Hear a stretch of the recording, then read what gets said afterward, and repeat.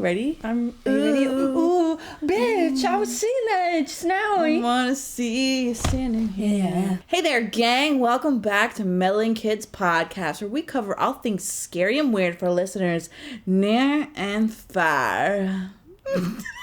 I'm Bree. And I'm Cord. And we are two roommates who met on Twitter during a pandemic in 2020 and became friends.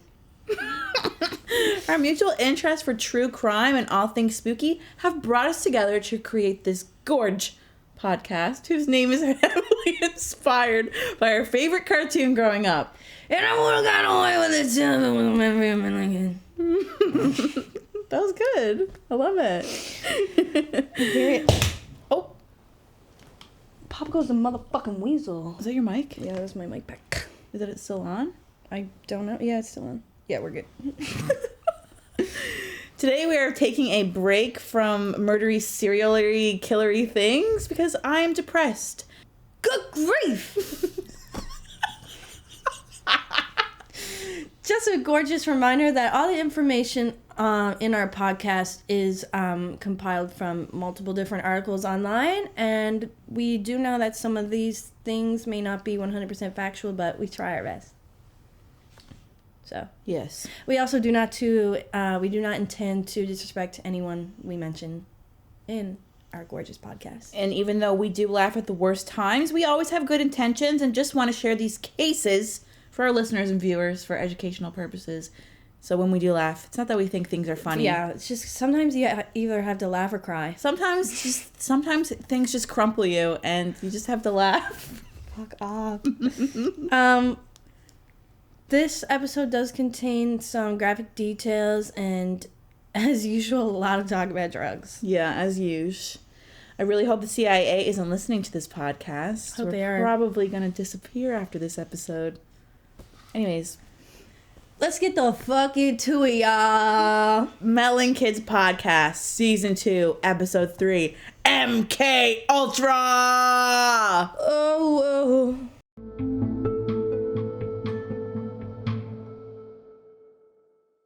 Right, Project MKUltra, also known as MKUltra. Just known as, like, it's Project MKUltra or just MKUltra? You pick. MKUltra was a codename of a highly classified illegal human experimentation project started by the CIA. I drank 3 Pepsis today and an iced coffee. I had a Monster. Fucking talking to electricity now, brethren. I still don't know how electricity works, and I will stand by that statement. Anyways, MKUltra involved more than 150 human experiments involving LSD, paralytics, electroshock therapy, hypnosis, sensory deprivation, isolation, and verbal and sexual abuse.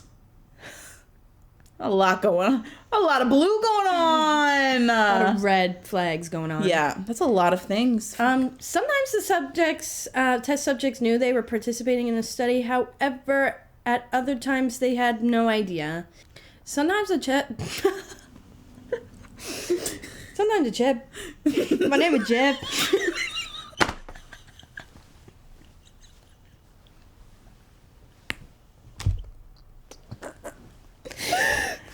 Holy fuck.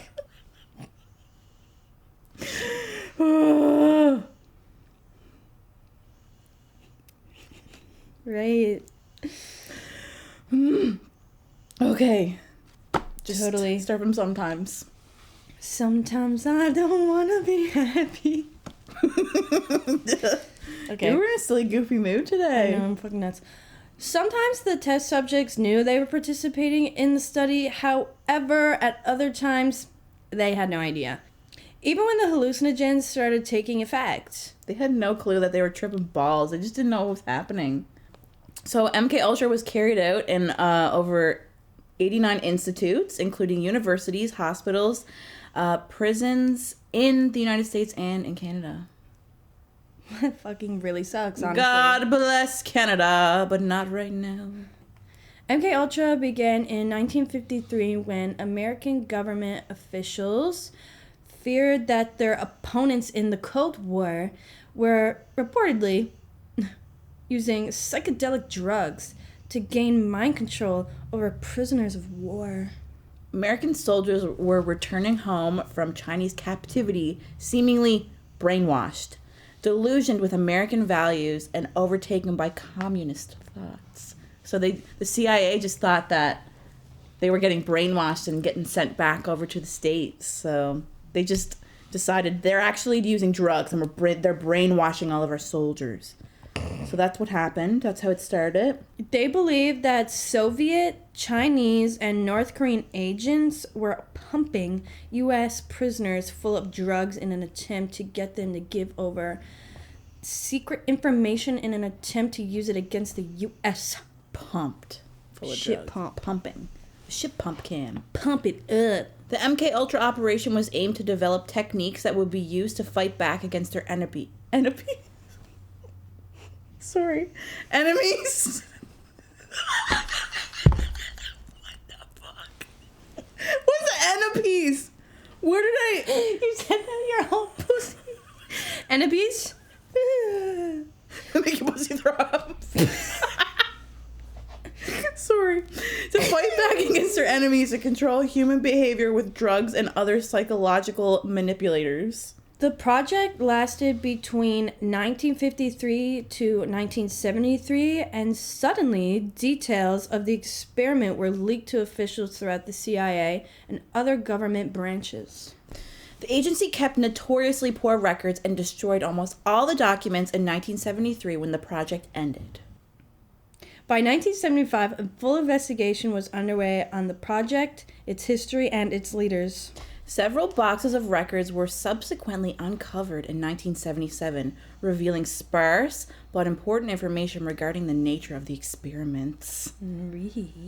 Spook. Most of the information that we know about MKUltra comes from the files that were recovered and from the Senate hearings that were held, and which included interviews from former CIA employees that were involved in the project. Many people believe that MKUltra is a conspiracy, but sadly, it is not.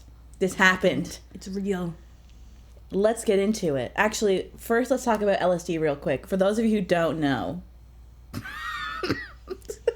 LSD was created by mistake by a scientist in Switzerland named Albert Hofmann on April 16th, 1943. He was trying to make something similar to the EpiPen. Hoffman touched the LSD and realized it could be absorbed into the skin, and he started tripping balls. His first trip was a good one. But then... He wanted to do more, and so he could do more research, so he took 250 micrograms of LSD. Hoffman took the LSD at 4:20 p.m. and started journaling everything. This is so funny to me. That Did he actually took it at yes. 4:20? Okay. And then so he started journaling everything. That's where this information came from, I guess, his little journal. So by 5 p.m. he had noted that he was beginning to feel dizzy, had feelings of anxiety, and he felt visual distortions. So he was like seeing like the walls melt and shit.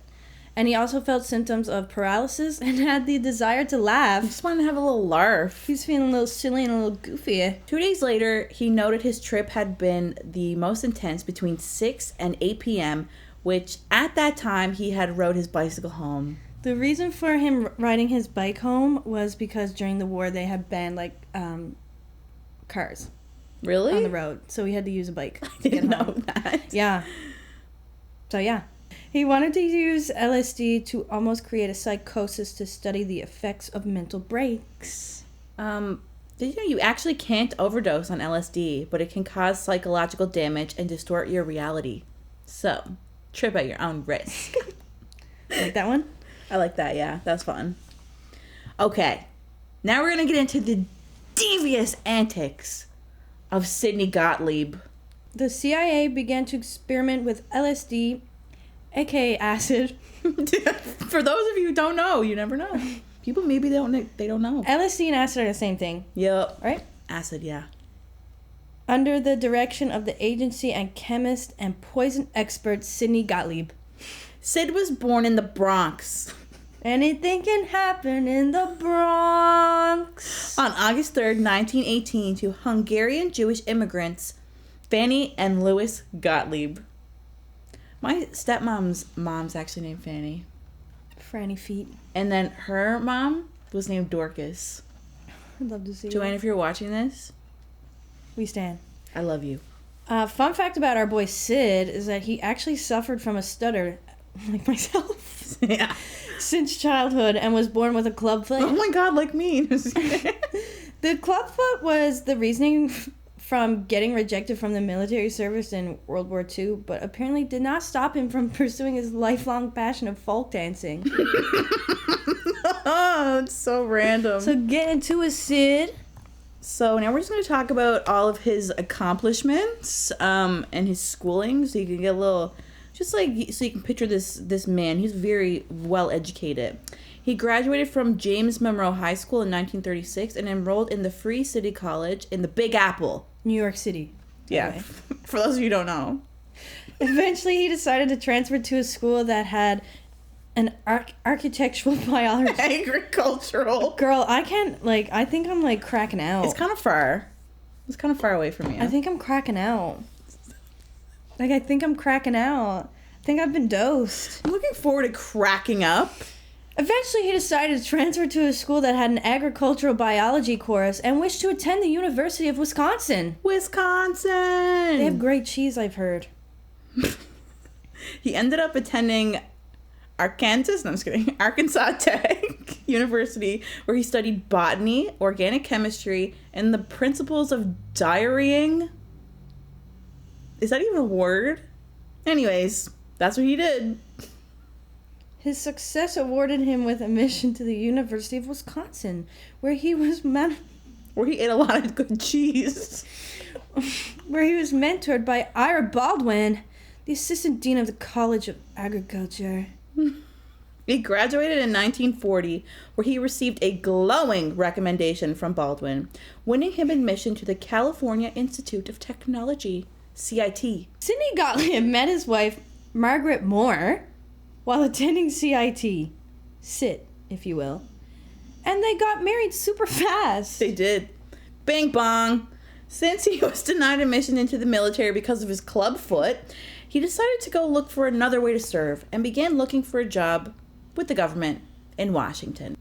In 1948, Sid and his wife and their 2 daughters were living in a remote cabin in Virginia. They had no electricity or running water. They were living off the grid. Like a couple of thieves. I don't know why I said that. He was living in this cabin when he began to work with the CIA, and his lifestyle was very different compared to the Ivy League men normally recruited into the agency. Later on, he transferred to the Food and Drug Administration, where he developed tests that could measure the presence of drugs in the human body. He eventually grew bored and wanted to find a job that was more challenging to him. In 1948, he found a job at the National Research Council. Soon after, he relocated to the University of Maryland as a research associate dedicated to studying the metabolisms of fungi. A few years later, he finally started his first day at the CIA on July 13th, 1951. As stated at the beginning, this was during the Cold War when everyone was paranoid as fuck that the Americans were going to be taken over. The CIA was trying everything they could to take down their enemies. Project Bluebird was on the go for a while when Gottlieb got hired on. Bluebird experimented with special interrogation techniques on captured prisoners overseas in an attempt to use drugs to break their ego control and spill information. But Bluebird lacked scientific knowledge and obedience. Then Deputy Director of Plans, Alan, I don't know if it's Dulles or Dulles. Anyways, Alan wanted Sid to get Blueboard. Blueboard? Smorgasbord. He wanted to get Blueboard. I can't say it. They wanted to get Bluebird back on track. Blueboard singing in the dead of night. Oh my god. Oh my Christ. After going through training, Gottlieb was named chief of the newly formed Chemical Division and Technical Service Staff. Technical Service Staff. On August 20th, 1951, Dulles, still unsure of pronunciation, ordered Bluebird to be expanded and centralized and renamed the project Artichoke. Spinach Who dip. makes up these names? I love it. I don't know. Dual/Doles. was quickly promoted to Deputy Director of Central Intelligence days after amping up Artichoke's scale. This was done to ensure protection and encouragement for all of Gottlieb's future mind control projects from the highest levels of government. Get into it. The Buys were very much convinced... The Buys. The Buys were very much convinced that they could influence and control the human mind and take over the world. They were also... I'm not sure if this is actually true, if they actually... I guess they were working on a truth serum as well at the time. Well, I think they thought that the LSD and drugs was the truth serum. That was the goal, the truth serum. Before using LSD, Gottlieb experimented using THC, cocaine, heroin, and what is this? Mescaline? What'd you call him? Gottlieb? Dulapipa. What's mescaline? It's mescaline. What does that mean? It's a type of fucky drug. Thank you. Voice in the corner. There's a mysterious man sitting in our house. Thank you. See, we don't do drugs, so we don't know the names of them. After trying LSD for the first time himself, Sid pressed the fucking gas on LSD experiments at the agency. He said, let's get into it. He said LSD. In the early 1950s, Gottlieb arranged for the CIA to pay $240,000. 240,000. 240,000. Bazillion trillion. To buy the world's entire supply of LSD. 100 million doses. He brought it into the USA where he began spreading it around to hospitals, clinics, prisons, and other institutions. He asked them through fake foundations to carry out research projects and find out what LSD was and how people reacted to it. Some of the people who volunteered included Ken Casey, the author of One Flew Over the Cuckoo's Nest. Cuckoos. Is it? That's not what it's called, is it? Cuckoos. Is it? I thought it was Who Flew Over the Cuckoo's Nest. Cuckoos. Am I having a Mandela effect? Cuckoos. Anyways, he wrote that one book of the Cuckoo Nest. Cuckoos. It's called Cuckoo. It's cuckoo. No. Cuckoos. Is that how you spelt it on purpose? It's pronounced cuckoos. On the article, it says cuckoo's nest. Yeah, but it's pronounced cuckoos. It's a cuckoo's nest. That's what it is. So why is it spelled like cuck? I don't know, because that's how it's spelled. Do you not know what a cuckoo's nest is? No. You've never heard that before? Like, No. you're a cuckoo? I know what a cuckoo bird is. Like a cuckoo bird. Yeah, a cuckoo's nest. That's how it's spelled. Are you serious? Yes. You are lying to me. I'm not lying to you. That's what it's called. It's not COOCOO. No, I'm going to look it up Are you guys fucking with me? No. I'm looking it up right now. Oh my god. Is One Flew Over the Cuckoo's Nest. The more you fucking know. Robert Hunter, the lyricist of the Grateful Dead, and Allen Ginsberg, a poet. Yeah, we don't know much about Allie. We probably do, but we just don't know, you know? Yeah. I heard he wrote Geronimo Stilton. Oh, okay. That's really good. So, the CIA brought LSD to America unwittingly. It's ironic that the drug that the CIA hoped to be its key to controlling humanity actually would wind up fueling a generational rebellion that was dedicated to destroying everything that the CIA held near and dear to everything they loved. You really got into that one. That I know. was fantastic, Don Bradshaw. Sid was out here testing it on agents who agreed to be dosed under controlled environments, and some who even agreed to be dosed by surprise. They just wanted a little spice, they just wanted to spice it up a little bit. I, however, will never agree to being dosed by surprise. Can you imagine if you were like, actually, I got a new kink. I want you to dose me with acid by surprise. Imagine you're just like walking to work one day or driving, all of a sudden you crack your back. And you're like, everything's like moving around. You become a pilot because you think you're good. Oh my god. And you have to land in Hudson Bay. Stop. Oh my god. Okay. After, girl, I don't need the cues. Thank you. I just like touching your leg. After months of experimenting on agents and prisoners, once again, Sid was left bored and unsatisfied. Aren't we all? Welcome to my life, Sid. This is when the CIA agreed to approve anything Sid wanted to do. They just were like, you know what, Sid? We're going to let you do whatever the fuck you want. Isn't that insane? They just was like...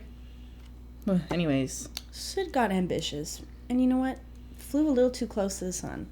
He girl bossed. He gatekeeped, and he gaslighted.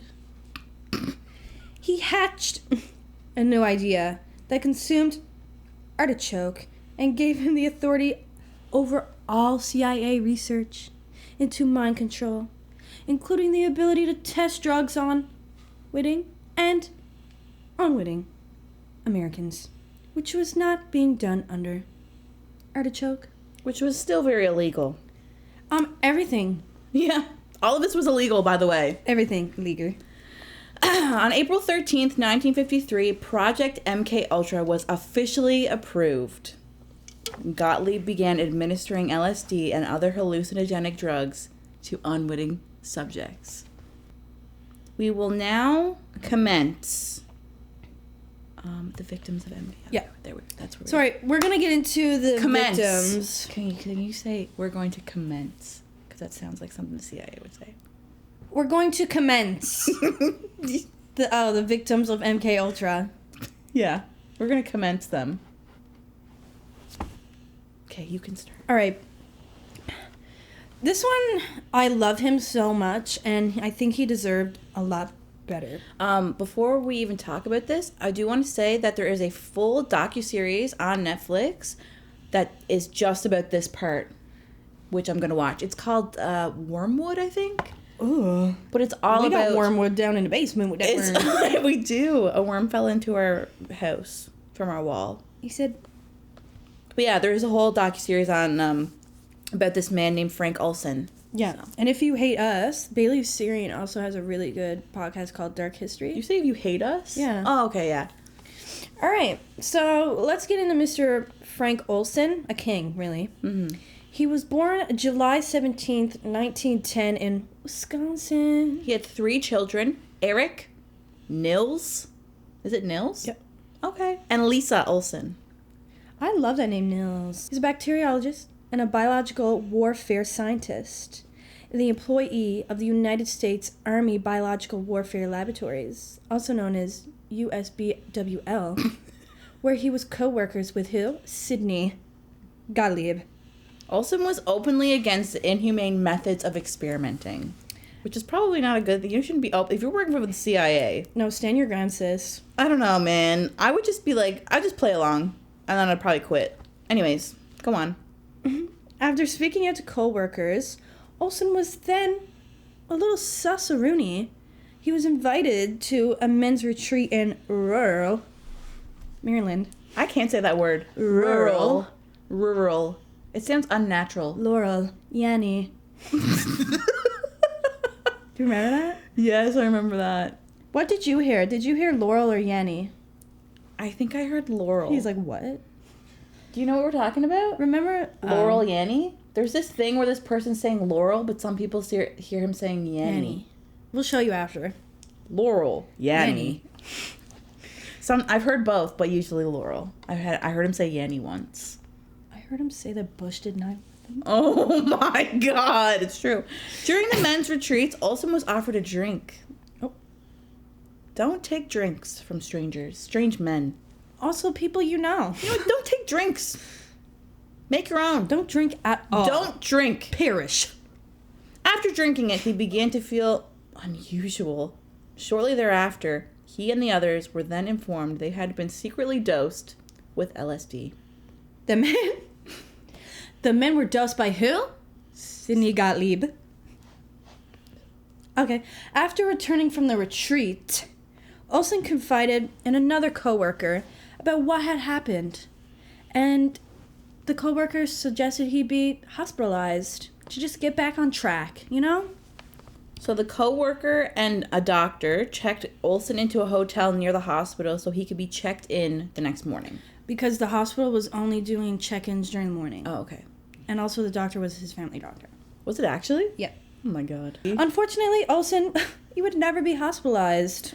The night before he was supposed to check into the hospital, he fell from his hotel window to his death. And he Wasted. was crumpled on the ground. His son later asked for a second autopsy, which ruled Olson's injuries did not line up with a fall from a window, but with blunt force trauma to the cranium. The CIA says Olson's death was the most mysterious thing to come from MKUltra. Also, I didn't know if to add this in or not, but the CIA got a phone call from the hotel that night saying that Olson had died before he died. Yeah. So it was. So I don't actually think it was mysterious, guys. I actually think you had that planned. He was bonked in the head and then pushed out the window. So maybe, I don't know, take accountability for your actions and saying it was mysterious? Okay. We're going to reel it back in. We're going to Canada. We're going to Canada, ladies and gentlemen. Let's talk about the victims of the Allen Memorial Institute and also touch on something called depatterning. Okay. Giver. The Allen Memorial Institute is located in a spooky mansion, formerly known as Ravenscrag, that looms over Rue McTavish at the foot of Mount Royal in Montreal, Quebec. There are rumors that this place is haunted. Obviously, Ravenscrag. That's creepy. I'm going to start calling our house that. If you say 3 times in a mirror, a mansion will appear. Your house will turn into a mansion. That's haunted. And Eddie Murphy will also be there. Yep. Exactly. Actually, the Haunted Mansion was actually based on Ravenscrag. Are you dead ass? No. Oh. Say Bible. This place was the house of the psychiatric department of the Royal Victoria Hospital and was affiliated with McGill University. Experiments were ran by Dr. Dr. Cameron. Dr. Cameron. These experiments were ran by Dr. Cameron, who was said to be ruthless, power-hungry, tense, and not very kind. I'm going to start off by saying we hate this man. Yeah, we hate him. Cameron? Dr. Cameron is probably worse than Gottlieb, I think, in my humble, honest opinion. Cameron was a leading... Let's talk about the good things he did, though. Yeah. Cameron was a leading figure in psychiatric research and was working as a professor in Albany when he was invited to Montreal to become the first director of the Allen Memorial Institute. Period. Nikki! You can't hear it. You can't hear it. You're gonna have to wake her up a little bit. Nikki! Yay! She up? Nicole! I forgot to mention our special guest, Sal Almond. It's like almond, but with a U instead of an O. He's our elf on the shelf. He's magic. And he got there by himself. Yeah, and he has his license. Sorry. Where the fuck were we? His research. His research was focused on discovering the root of mental illnesses and finding ways to cure them. He believed that the manifestation of mental illnesses, specifically schizophrenia, was a result of repeated patterns of socially unhealthy behavior in patients, and concluded that it could be cured by depatterning these unsound habits. Oh, to be depatternized. It's like a lobotomy, kind of. Yeah, truly. Depattering was meant to break down the patient's personalities completely in order to rebuild it from scratch. Yeah, I actually would like this done, I think. According to the Canadian government, approximately 80 patients at the Allen Memorial Institute underwent depatterning. The treatment involved putting patients into a prolonged period of sleep for several days through the administration of barbiturates and LSD. This was followed by massive doses of electroshock therapy over the course of over several weeks. Back in the day, if someone were receiving electroshock therapy for depression, they would receive the treatment 2 to 3 times per week. But in this case, our boy Cameron was administering the electroshock to test subjects multiple times a day. He was just frying them up like eggs, honestly. Like eggs. He was fucking giving it to them. Once patients' brains were depatterned, Cameron believed they would be able to be retaught proper forms of interaction and behavior. He also performed something called psychic driving on the patients, where they would be subject to repeated audio recordings in order to reinforce positive messages within their minds. Which, honestly, that one doesn't even sound that bad. That's like meditation when you go to sleep. Yeah, but But you were also asleep for like 2 months. Yeah, and okay, we'll just get into this. The patients would typically be sedated with muscular paralytic drugs during this process, and they would be exposed to hundreds of thousands of repetitions of a single statement throughout a treatment. Okay, I actually take back my previous statement. And sometimes it could be positive, and sometimes they'd put negative ones, like you're a fat bitch. Yeah, they would. So some of the patients got good messages over and over and over and over and over for literally hours and hours, like 23 hours a day, and some of them got negative ones, being like, and the messages were weird. I might add a little audio clip in here, actually, of just an example. You can get along with people by now. You are not afraid of others, and you are very pleased to be with them. People like you, and your relationship with people is good. You are an adult, and you want to accept the responsibilities of a wife and a mother. As you feel better, you like to see things neat and tidy. If you see things disorderly, like papers on the floor, you pick them up. You look after things as you look after yourself.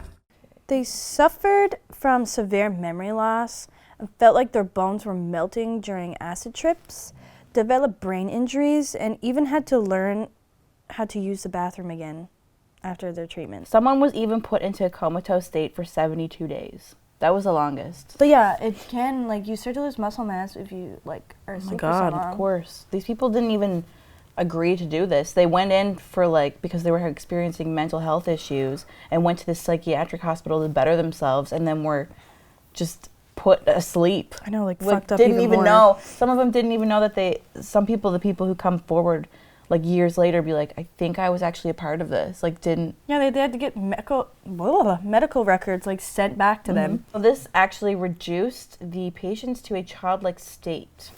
Yeah, some of them even say animal-like state, too. Yeah, didn't know if they were in the world. Yeah. They would, know who they were. Well, they were never the same again. Yeah, they would know who they were, but they wouldn't know, how old they were or where they were or, what was going on. Mm-hmm. So Cameron was actually given a $60,000 research fund by the Human Ecology Fund to do research on mind control, which was a fake foundation that the CIA made up. One of many. Just so that they could get money to fund this, which is crazy. One of the victims was Bob Logie, and in 1956, Bob was sent to the island as a teen to get treatment for severe leg pains. Instead of getting treatment for his leg pains, he was actually just dosed with LSD 15 times. Get into it, y'all. He says that his trips were terrifying and horrible, and during his trips, he would be talking to the doctor, and then the doctor would just disappear, while he was tripping out. That's so scary. I know, that's terrifying. They'd ask him a lot of personal questions, which he felt he had no control over answering. He just answered them, he couldn't control himself. During his trips, they would tell him that he was shrinking, and he would actually start to feel like he was shrinking into a smaller being. Into a little tiny little small little man. And they'd make him feel like he was going back in time to the point where he felt like he was going to be born. That's so so fucked. He remembers all of this too, which is insane. After his legs, the pain in his legs were treated, he was discharged, and he couldn't cope or adjust to normal life after being dosed by LSD. He was super anxious, and he couldn't hold down any jobs due to the anxiety. He did actually go back to the institute. They then started sleep treatment on him, where he would be put to sleep for 23 days and shocked multiple times a day with the electroshock therapy. While he was asleep, they would begin playing the tapes over and over and over, trying to depattern him. We have another victim from the Allen. Her name was Hilda Bernstein. In 1959, she went to the Allen after a nervous breakdown. Her husband thought they were killing her because she'd always be asleep or doing a special treatment, and he had no knowledge about it. Like they wouldn't like update him. Yeah, he wouldn't tell him. They So wouldn't freaky. tell him about the treatment. They just said she was asleep. She also wasn't allowed any visitors for like the 3 weeks she was in there. Like they had to like call to check in on her. And they were also depatterning her as well. It was really freaky. After her stay at the Allen, her memory was severely damaged, and she, like, for a while, she was unable to recognize her close family, like her children and her husband. Her sister-in-law, who was an RN, said she'd never seen such a change in someone in only 3 weeks. She was only there for 3 weeks, and she couldn't even remember her, like, family or anything. Hilda looks back on pictures, like, she went to, like, New York and, like, a museum with her aunt, and, like, looks back at the pictures and, like, doesn't even remember her aunt being there. And she was staying with Hilda for 3 months. And she doesn't remember the pictures. She doesn't remember a thing. She looks back at the pictures and she's like, oh, that must have been nice. And she had a really close relationship with that aunt, too. That's so scary. All right, guys, we're going to now jump into I'm so excited right now. we're going to take a deeper dive into, Let's say together. ready? Operation Midnight Climax.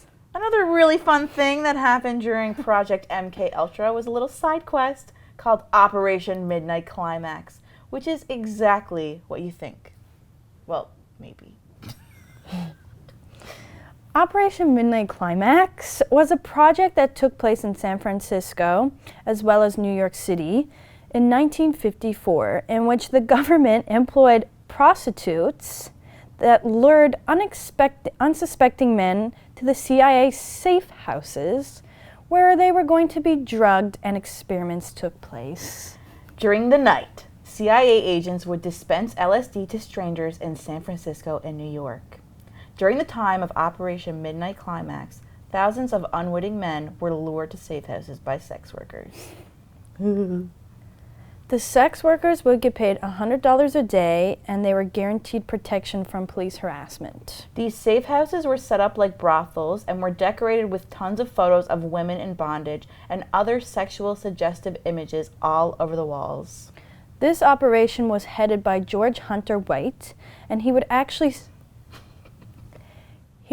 sit behind a two-way mirror on a toilet. Yes, they installed a toilet in his little spy room, so he wouldn't miss anything, while he sipped martinis and monitored and recorded the sexual encounters. He would sit there pantless, drinking martinis. I think he had his pants on. Pantless, drinking a martini. A martini. A martina. They filmed this so they could blackmail the Johns to keeping quiet, and it was also reported that a lot of these Johns were like very well known, like big people. That a lot of people knew about them. Period. So the CIA was up to no good as usual.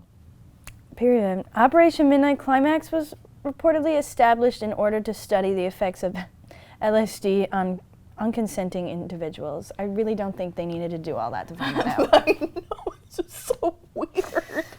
The sex workers were instructed to use a The sex workers were instructed in the use of post-sex questioning to investigate whether the victims could involuntarily reveal deep, dark secrets. I'm going to start doing that.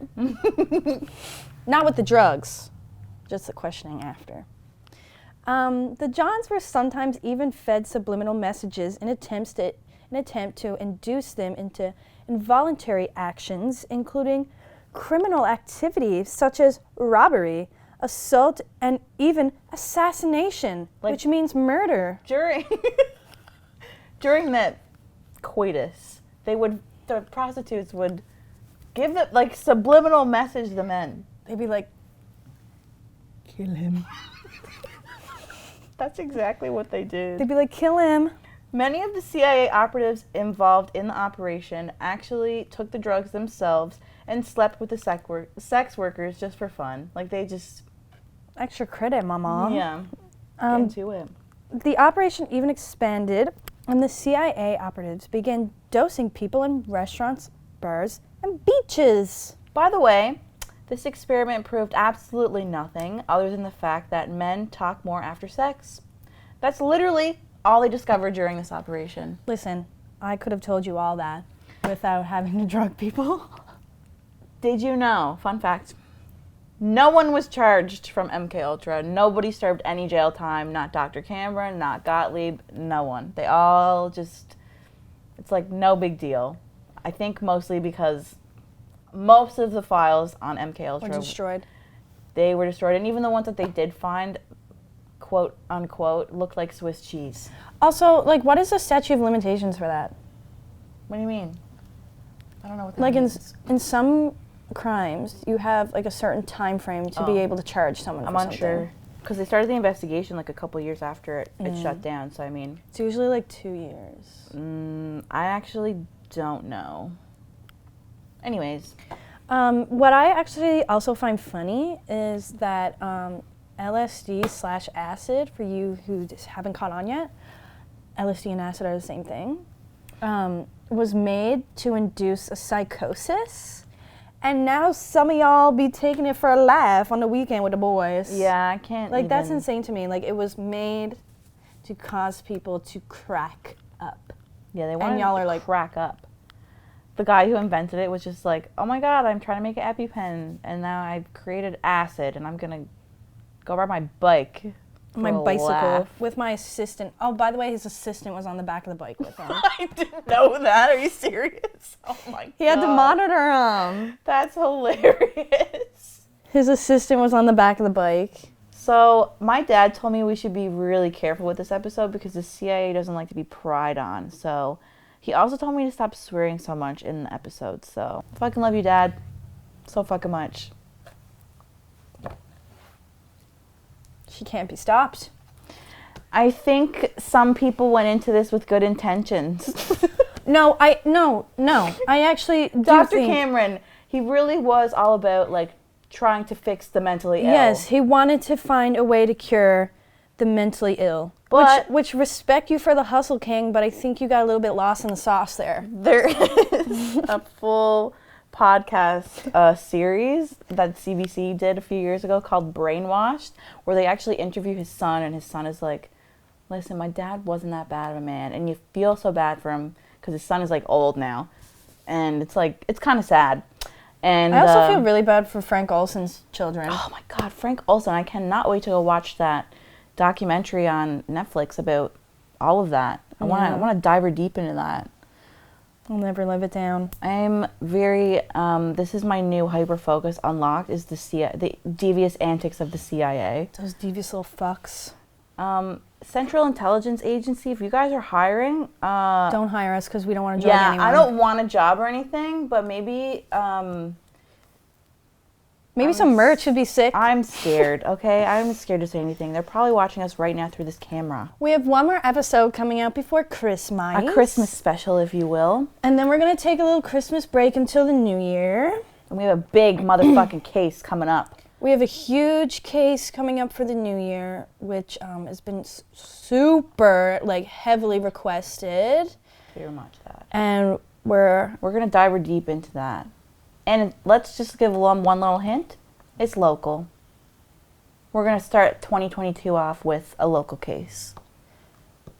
yeah, it is local. Yeah, it is. Well, Newfoundland case. I would consider that local, I guess. But for our next episode, we're going to be doing a Q&A. So either DM us. We probably will have a story up with questions, but if you don't see it, DM us some questions, and we'll be excited to get them. Also, we will be doing some merch, so keep your eyes peeled and your ears open. Hell yeah. And yeah, for merch, because I I'm going to be making it with my Cricut, me and Bree. So We're going to be Santa's elves. it's not going to look exactly like Yeah, what this we're is wearing. our old merch that This is- only us own. This is the limited edition, only one of a kind. Only Bree and Two Cord. of a kind. Yeah. The new merch will be with our new logo. Keep an eye out for that. Yeah. We're really excited. So yeah, we'll see you guys in a couple weeks. We'll be covering just a fun little moment, little Christmas special for you guys, and a Q&A, and we're really excited.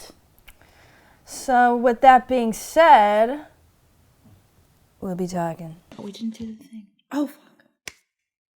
That kind of hurt. I have Ow! human like godly strength. It's like really scary. Oops. I just have my hands are just so weak from all of the brow waxes you're that I just do. really dainty and And- so sweet. Yeah, I'm and really small. dainty with my. Look at my hands. She's so dainty with it, y'all.